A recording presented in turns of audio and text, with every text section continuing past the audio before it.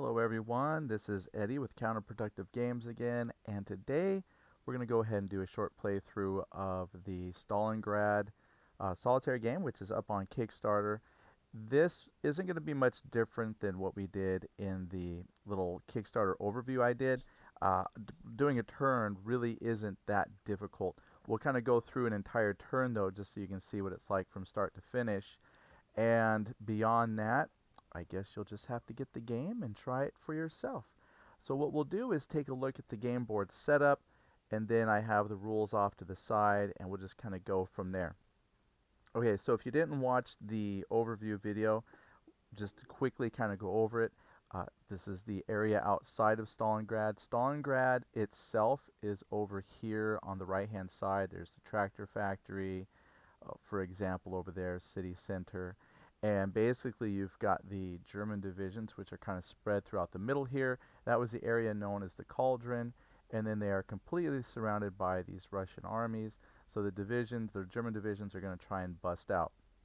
They have breakout points down here on A, B, C, and D, and then Hoth, who's bringing up the relief force, they have a separate track, but if you can get your German divisions to break out, they can link up with Hoth, and the idea is you get points, victory points, kind of basically on how many German units you can get out of the city, and then the Soviets are going to try and prevent that from happening.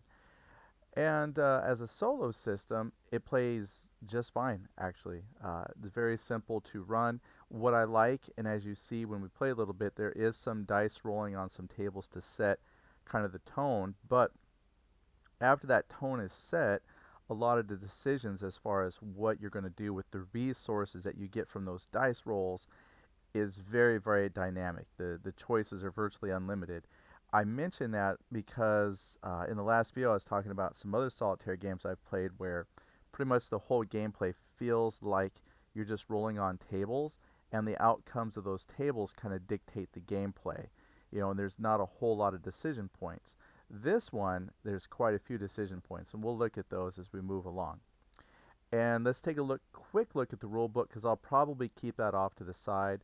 If you're interested in reading the rules for yourself, the rules are actually available through the Kickstarter. There's a link where you can download them and read them for yourself, which is great because anyone who's watched me play, I'm sure I'll make plenty of mistakes. And the excuse I have this time around is that the game hasn't been released yet, so any mistakes that you're seeing are just things waiting to get solidified in the final rules. That'll be the excuse I use. Alright, but you can check it out. Just know that I was talking with Canvas Temple Publishing, and they said, yeah, they got to go over. There's some things in the book that are not quite finalized, right? So there are some things that they're going to check on. But with that in mind, when you're going through the rule book, what's really nice, and I like this game for this, I think because it's solitaire, it does lend itself to a certain amount of scripting, if you will, like from point A to point B. And the rule book follows that really, really great. So it explains some of the basic concepts. And right when you get through that basic concepts of the game, you get to the sequence of play. And you just follow these steps through. And the rule book follows these steps like to a T. So if you are looking at a step here, you can just find it right in the early pages of the rule book, and you know what you're doing. Now, what's really nice about the Vassal module, now the Vassal module is coming much, much later. I have no idea when that's coming out. I don't have anything to do with that. Canvas Temple Publishing was just gracious enough to let me borrow. I say borrow, I'm keeping it, but they sent me the Vassal mod just for what I'm doing here, playtest purposes. And so I'm going to go ahead and walk you through this. And I'm actually glad the Vassal module is set up this way, because it starts in what's called the historical deployment with all the divisions placed, which is actually really nice because setting it up yourself isn't that difficult, but it just means you have to place a lot of units. So when you start out, there's a lot of things to place. So this is really nice with the Vassal module. It's already set up. So I've got all the markers in place. There's a few markers we're going to check and explain why they are where they are, and maybe change a couple positions based on dice rolls. Maybe we don't have to change too much. But if I follow the rules here, uh, like right here, I think we can just start right up there. Yeah, so we do the strategic phase. So random event determination. So we draw a card. Now there's 25 cards. It says from a cup, whatever you would be drawing from. I'm going to right click and I'm just going to shuffle these cards here. So they are shuffled. Let me grab the rule book. I'm going to actually move the rule book off to the other side so it doesn't disappear every time I click on the map here. See if I can pull that out, bring it back and whatnot. Okay, I've shuffled the cards. Now the cards, they do have on there a random weather event section. So I just shuffled the cards. I'm going to bring it out, flip it, and it says that the weather is fair. And I'm going to just stick this over here to the side as a discard, which is great because I've already got the weather here as fair, because that will have some effect on like Luftwaffe air support. So we check the, oh, random event. I totally skipped the random event. I went right to the weather. Can't even read. Got to follow instructions. Okay, so let's do the random event. So technically that first card I drew was not for weather. That should have been here. +2 supply points this turn. Okay, that's important. What I'm going to do is put that in the discard. And I'm going to pop down here. Supply points are in this stack. And since I get to, let's see, which stack are they in? Maybe it's this stack. I got to find them. Here it is. So I'm going to go from 10 to 12. That's big. Supply points, I kind of mused on this the last video. Supply points are going to be crucial for a long-term gameplay because you can use supply points for quite a few things, and especially useful in combat. And so you might be tempted to use your supply points all the time, but I would say just be very careful with that. So getting a card that gives +2 supply points to start out, really good. Okay, I'm going to draw the next card. This one is going to be the weather determination. So we'll flip it. And weather, same. Okay, so no change to weather. Great. Then we're going to check for Luftwaffe and relief force commitment. I got to slow down and read better. So we're going to roll on table A, first for the Luftwaffe commitment, and then for Hoth's relief force, right? See if they, what their commitment to trying to push through is. All modifiers listed beneath the table are based on the current strategic situation index. This is pretty interesting. I didn't really explain this last video, but I kind of hinted at it. There are some roles later on when you're looking at some of these tables where it will have effect on certain other aspects of the game. So if you have like a really strong strategic situation, then it's like it'll affect how well things are going in Stalingrad area. And then it might have negative effect on, say, other theaters of operation around Stalingrad because you're pulling resources. So I think it's kind of hard for me just to explain that, yeah, that is there. It's one of those things that makes sense when you see the game kind of unfold and you're playing it. And it usually really kind of starts to shine as you get further on into the game. You might not really notice or care about those things in the first turn or two, but it is interesting to see later how very abstract, well, very simply, it takes kind of a complex thing and just puts it into a nice little simple, oh, I'm having an effect on other aspects of the campaign. Yeah, it's pretty nice. So what I'll do is just set that aside. We need to define table A and make a roll. So we're going to check for Luftwaffe. Now, you start the game with your strategic situation index at a 10. And that very well could have been modified by a random event, but I'm still at 10. So my SSI is 10, so I get +2 to the die roll. So I'm going to roll a die 6. So first is for Luftwaffe. So that's a 5, and that would be +7. And I said I wouldn't hide the book because I got to keep grabbing the book. So it's strong, and I'm going to set it aside and roll the die 6 now for the Hoth's relief effort. So that's 6 + 2 is 8. So both of those being 5 or higher are getting strong commitments. Okay, so I'm going to grab the Luftwaffe. Oh, I don't want the charts. grabs the counters. There we go. So I'm going to grab the marker for Luftwaffe. It's in here. Make it a little easier for me to read here. Where is Luftwaffe support? There you go, Luftwaffe commitment. We're going to put that as strong. And then relief force is also set for strong. All right, so that's done. Then we'll just go back up to the next step. So we did the Luftwaffe, we did relief force commitment, then we determined German morale. What's nice is the module already tells me I'm at 33 morale.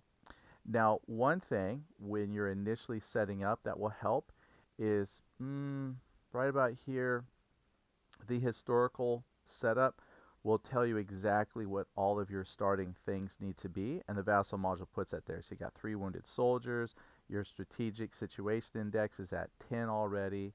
The final offensive, basically what the final offense is the Soviet units.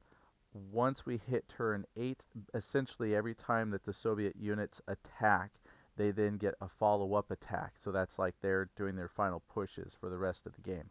And the game is over on turn 16. So you're going to have, what is that, about 9 turns total of just brutal onslaughts from the Soviet attackers. So it gets very, very, very intense later on. But with the dice rolls that we're doing, oh yeah, I was going to, morale, I forgot where we were. So with the morale, there is a way to calculate and add it up where it's like every occupied or under German control space is worth a certain amount of morale. And so they've already calculated that for you and put that on the chart. So we've got 33 morale, so we're good there. Later on, you would want to recalculate morale based on, how the game situation plays out. Okay, so we got the morale level, the initiative points, and again, because, now I think I said this wrong last time, but it's for every 5 morale points, you receive 1 initiative point. And so we start the game out with, I believe it was 5 initiative points. Let's see here. Even had that in the beginning, because math is not my strong point. I think we got 6 or 7 initiative points here. Oh, we got to calculate that out. I thought it gave it to us. So we have 5. All right, there's the math part, right? So for every 5 morale points, that'd be 6. Let me see if you get for an adjustment for a partial. Can't remember. Oh, all fractions ignored. Okay, so we start with 6 initiative points. Yeah, for some reason I thought I read that somewhere. I don't know why I didn't remember that. Okay, so which one of these markers had my initiative points here? That's the final offensive. Okay, it's not here on the board, so let's grab this one up here. Started a whole new game, so you think I would have had this set up, but I thought I would show you from the beginning. Apparently I should have went ahead and just had this all set up. Alright, there's my initiative points. Boom, got it. Okay. Resolve the airlift. Okay, this is going to see how much more supplies that we have. So we're going to go take a look at table B, airlift table, and look for the Luftwaffe commitment. Luftwaffe commitment is strong, so I'm going to add that to my die roll. So we're going to roll the die 6. Oh, I rolled a 1. That gave us 3. That's not good at all. Luckily, it's fair weather. So that fair weather, and I rolled a 3. Well, a 1 plus 2, 3. So we get 3 extra supply points. This is our supply. 1, 2, 3. So that gives us 15 supply points at the beginning, which is really good. I'll take it. Then we conduct unit upkeep. So at this point, we're going to spend a supply point for every 5 German units on the map. Now, this was some things I talked about last time where you get to start making decisions. So, yes, you get some random dice rolls to determine how many supplies and things you have, but first decision point is, do I want all of these German units to be in supply? Since I'm only going to do like one turn, essentially, we're going to go ahead and supply them all. And you got to supply the fractions. So, let's count 1, 2, 3, 4, 5, 6, 7, 8, 9, 10, 11, 12, 13. And you got to count Romanian.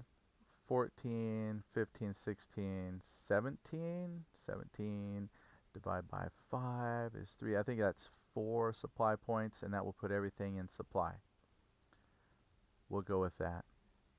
I didn't say math was my strong point, but that takes us down to 11 supply points, but that puts everybody in supply.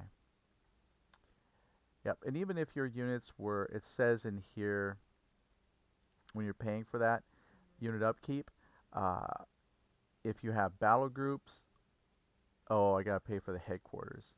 But I think I counted everything, so everything's on there, I counted. But battle groups, if you have depleted units, so like starting out in the setup, this German unit is depleted and this Romanian unit is depleted.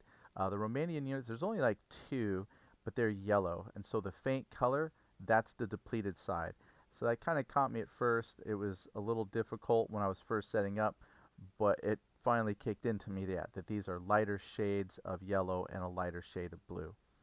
I kind of wish they maybe had another designator to help, but the final counters, like in the real physical game, are probably, I haven't seen them yet, but they're probably going to be a little bit easier to discern. This could just be because my monitor is on like super bright, so it's just a little difficult for me to see the shade difference. Okay, so we've paid for them. Now, even if you don't pay for supplying some units, like you would have to flip some units upside down or make some kind of note referencing which units you didn't put in supply, and that can have a negative effect on like combat and some things. So for this, since I'm playing one turn, I figured I'll just go ahead and supply everybody since I'm not worried about long-term effects of supply. So upkeep is done, and then here's the rules on the out of supply. You got to roll on a table to see if they take any kind of casualties, but we're not going to do that because we supplied them. And it goes right into the action phase, and it's going to be Germans first. So there are actually 8 different actions that you can take, and so this right here is where you have a lot of control that you don't have in other typical, roll on charts for what happens type of games. This here you got to decide what to do. So there's an appeal. So depending on what you want to do, there are some things. Basically, it's like, do you want to appeal for, better air support, like more supplies? Do you want to appeal? So think of it as appeal as like, all right, as we get started for combat, what I wanted to point out was some things I read here in the book. So this isn't a heavy simulation game. Even though they have infantry and you have some motorized units, it plays a little bit in combat, but the idea was the game was supposed to be like a game. Some elements are kind of abstracted. So yeah, there's a bonus if you have armor or infantry attacking or mechanized, but overall it's just a small bonus that you get for that. The game was set up to be more on the game side, so you don't have to worry about, is this December 18th, should these units be arriving, or certain things happening that happened in the real battle, would they be happening now? You have kind of like complete freedom to try strategies and do things on your own. So even though we have some armor here and infantry that has not as much effect on combat as you might expect it to. There's not a whole lot of in-complex, like, it's a certain amount of combined arms and things like that. As you can see, if we pull out the German attack table, we're going to roll our die 6, and then it says here, die roll modifiers. Free supply point committed, which we did. Area, +1 Panzer or motorized unit attacking an area except Stalingrad, +1 attacking unit depleted. Which there aren't. So this is -1 attack, and we're not attacking a Stalingrad area. So we have actually we get +3 because we have 3 supply points. We do get +1 for a Panzer, so we probably didn't need to spend 7 or more there's going to be a retreat. So we're going to roll for the armor because they get +4 total to their die roll. So 2, so I'm going to roll for them. They roll 5, +3 is 8. So 7 or more, there's a retreat. So it says retreat. If the Soviet unit is located in a Stalingrad area, place a hit marker on it, but do not retreat it. Okay, they're not in a Stalingrad area. If the unit already has a hit marker, or if it is located in an area outside Stalingrad, it retreats to any adjacent area not currently occupied. If none exists, eliminate the unit. Advance after combat is permitted, but must be performed immediately.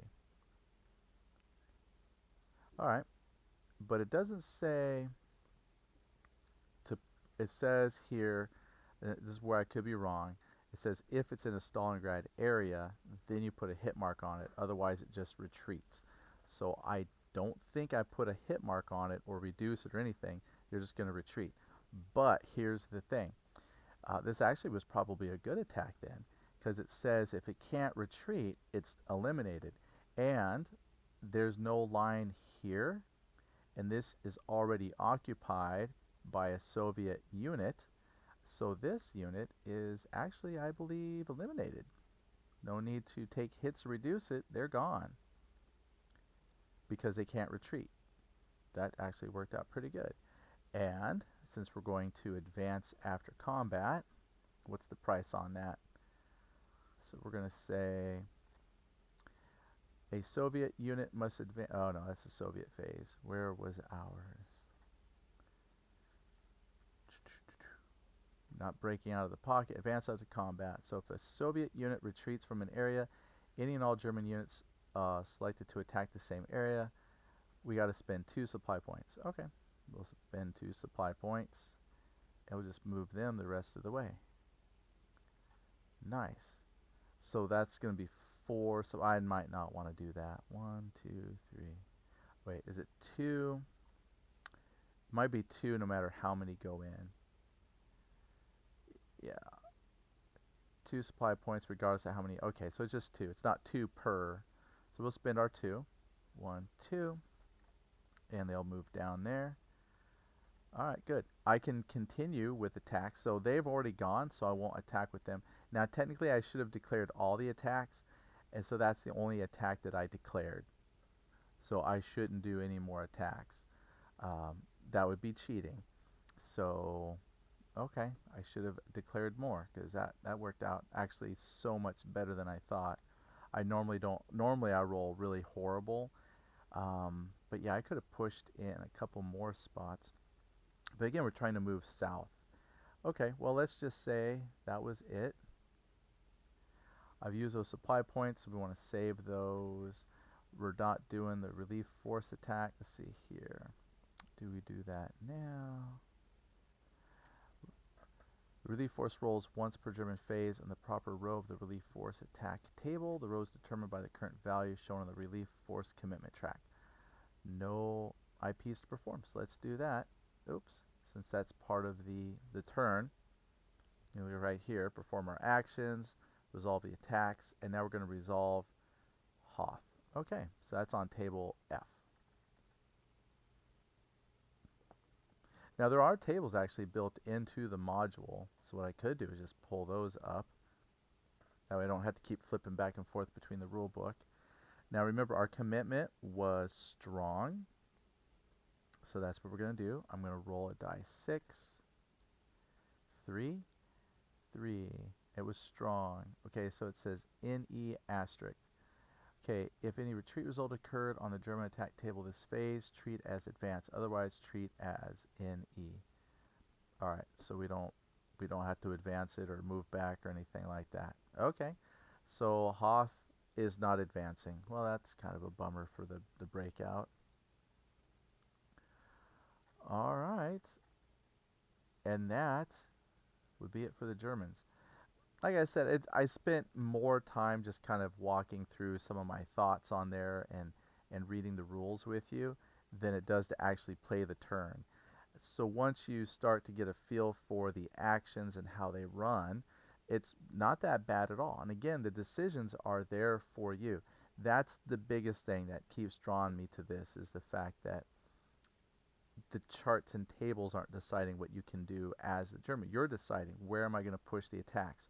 Obviously, like any game, you're going to have to roll some dice and determine combat outcomes, but all the decision making for you on where to spend your supplies, where to make those attacks, possibly your, going to see attack without your, field authorization, things like that are going to be there. Do you want to spend supplies or initiative points to fly wounded troops out?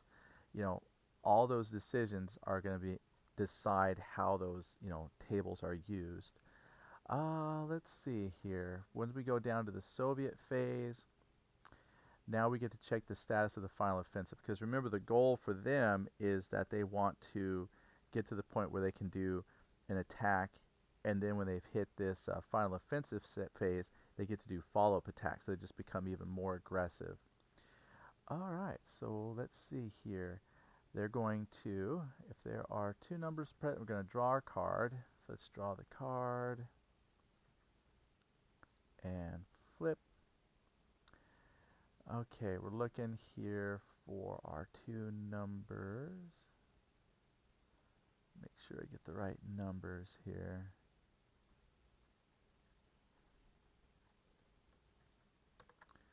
All right, we flip this card here, right down here where it says offensive +1. Make sure I'm reading this right here. It says right here, if there are two numbers present, use the right hand. There's only one number. So right here on this offensive, right now I'm going to advance their final offensive marker by 1. But if you had two numbers present, then where you are on your strategic index would determine if it advances by the first number or the second number. Only got one number present. So that means now, on my little tracker here, the Soviet index goes right there. That's it. They just go up 1. I'm going to go ahead and stick that in the discard. Then it says, after we do that, when that final offensive is launched, it lasts the rest of the game. So kind of once you hit that point, you're done. But until then, what I would do, like on my next turn, is I could then do a tactical attack to try and drop that from that +1, or that in that 2 spot backwards, to try and delay that from happening, which is why I didn't do it this turn, because it hadn't advanced, and it's past the German turn now.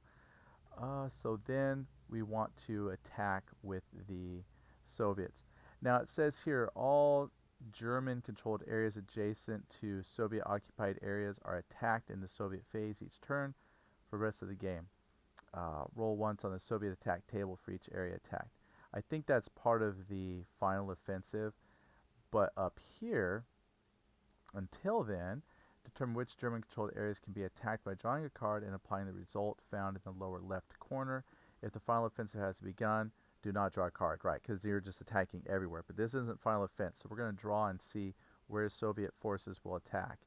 So it says none means the Soviet attacks occur, no Soviet attacks occur this turn. All means all adjacent areas are attacked, even or odd numbered locations. Any 3 means our 3 adjacent areas attacked the Germans' choice. Okay, so let's draw a card and see where they're going to attack. Oh, you know what? I pulled that one out. I don't need that one. Let's flip.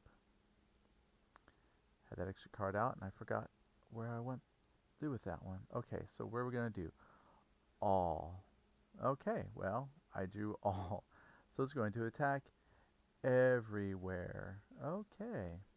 All adjacent. So even though it's not a Soviet, offensive, they're going to attack everywhere. Oh boy, so that's going to be here and here. Okay, good. So it's all around. All right, well, I'm glad we pushed out 1, but it's hard to say which one they will attack. Okay, let's resolve the attacks, and then we'll be done after that. They have the chance to advance. Follow-up attacks won't occur because that's in the final offensive phase, so we don't need to worry about that. Okay, they're going to roll on table G in any order desired. Use the empty row if no German units are present.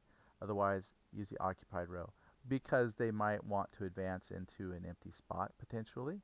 Apply the results if the X occurs. So let's do that. Let's pull up the combat table, go to G. Here's the Soviet attack table, and then here's your outcomes. Let's look at the die roll. So we're going to, for example, just start right here. We'll go right there. So they roll a die 6. They get a 5. That's not good. It is occupied, so it's a D and an X, so it says you have to apply the results. It says if an X occurs, you may choose to retreat all units or take 1 loss. If any PDM or battle group units are present, that does not have that built-up defenses. A battle group or headquarters unit that absorbs loss is eliminated. So it says we can retreat if we needed to.